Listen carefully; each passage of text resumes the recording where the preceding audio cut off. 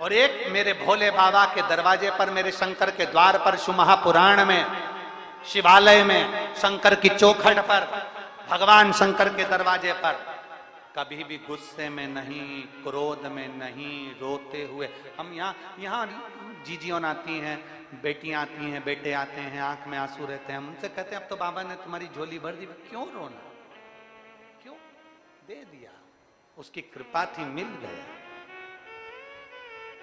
उसकी करुणा थी, उसने दे दिया, अब क्या विचार है?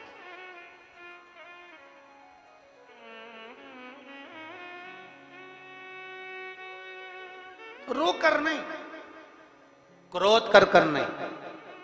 मेरे भोलेनाथ जी के दरवाजे पर तो एक चीज का स्मरण रखना, तुम शंकर जी की पूजन करने बैठे हो, सावन का महीना है, तुम शिव जी के मंदिर में लोटा भर के जल लेकर गए हो, मंदिर में बहुत भीड़ हो रही है, कचाकच भरा हुआ है मंदिर, और इधर से किसी ने पानी चढ़ा दिया, तुम्हारी साड़ी गीली हो गई, उधर से किसी ने कुछ चढ़ा दिया, तुम्हें चढ़ाने का मौका नहीं मिल रहा, तुम वहीं खड़ी हो, बहुत देर इंतजार कर रही हो, और तुमको बहुत देर लग गई और तुम इंतजार करती रही। जो आ रहा था शिव जी को जल चढ़ाते जाना था, कहीं किसी ने कह दिया, कोई महाराज जी बोल दिए तुम चढ़ा लो, तुम चढ़ा लो, तुम खड़ी की खड़ी रह गई।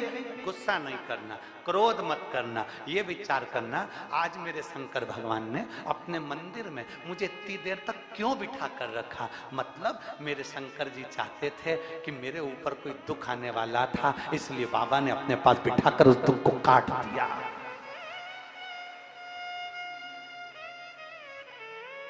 मेरे बाबा ने अपने पास बिठाकर दुख को काट दिया।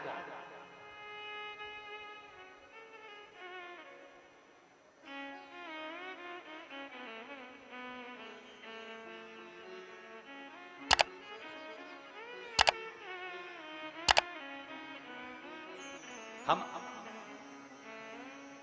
हर महीने हम गिरिराज जी की परिक्रमा करने जाते हैं,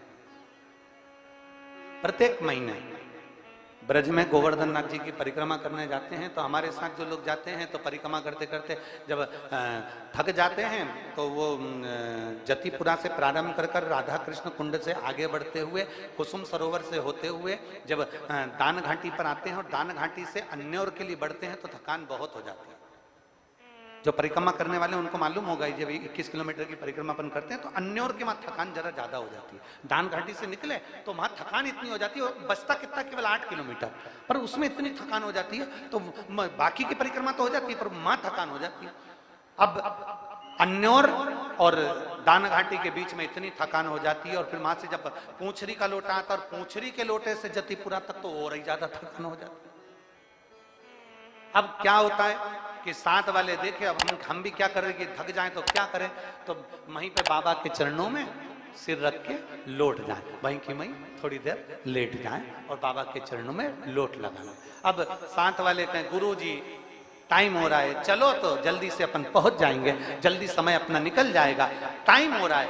हम कहते हैं नहीं, उसके चरणों में लौटने का, उसके चरणों में सिर रखकर सोने का बार बार मौका नहीं मिलता, उसके पास बैठने का मौका नहीं मिलता। हाँ, एक लाइन आप लोग गुनगुनाते हो ना, वो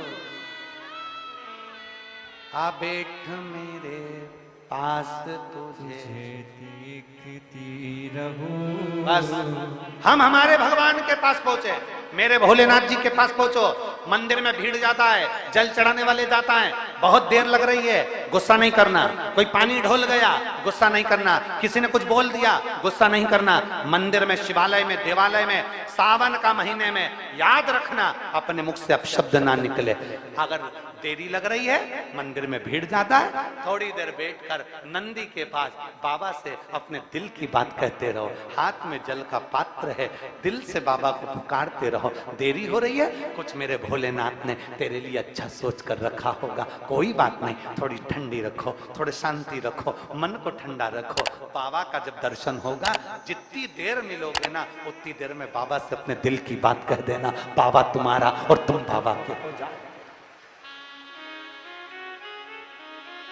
बड़ी दूर किनारा है, कश्ती भी पुरानी है,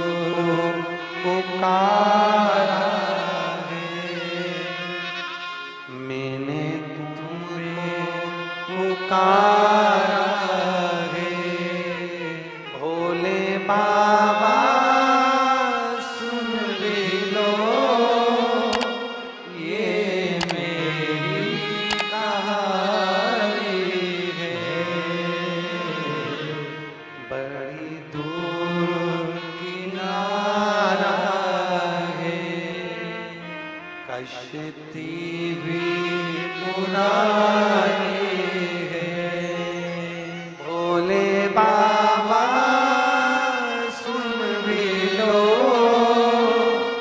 ये मेरी कहानी है, बड़ी दूर किनारा है। उसके करीब में जाकर गुस्सा नहीं, उसके करीब में जाकर क्रोध नहीं, उसके पास में जाकर अहंकार नहीं, उसके करीब में जाकर ईर्ष्या नहीं, उसके करीब में जाकर तृष्णा लोभ आसक्ति वासना नहीं। मेरे शंकर के करीब में जब जाओ, भीतर से सब समाप्त कर कर जाना, मेरा शंकर मिलेगा। जैसे ये इतने पत्र जो ये ढेर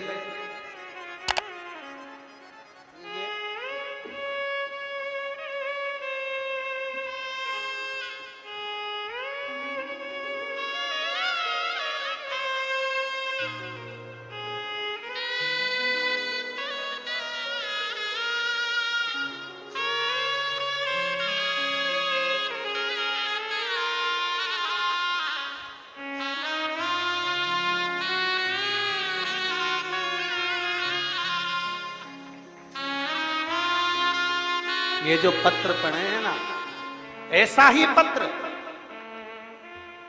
ये जो पत्र पढ़े, ये जो पत्र सम्मुख में आते हैं, ऐसे ही पत्र जिस दिन तुम विश्वास से मेरे देवाधिदेव महादेव को पुकार लोगे, एक दिन तुम्हारा पत्र भी व्यासपीठ के सम्मुख में। विश्वास से पुकारोगे तब, दिखावे से नहीं।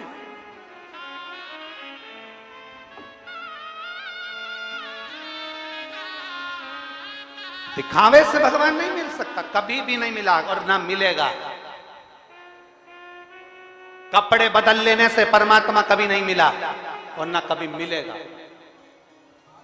कपड़े बदल लेने से परमात्मा कभी नहीं मिला और ना मिलेगा। परमात्मा को पाने के लिए कपड़ा बदलने की जरूरत नहीं होती, परमात्मा को पाने के लिए कलेजा बदलने की जरूरत होती है। परमात्मा किसी गलत जगह पर मत जाओ, किसी गलत जगह पर मत बैठो, अपनी कीमत तो समझो।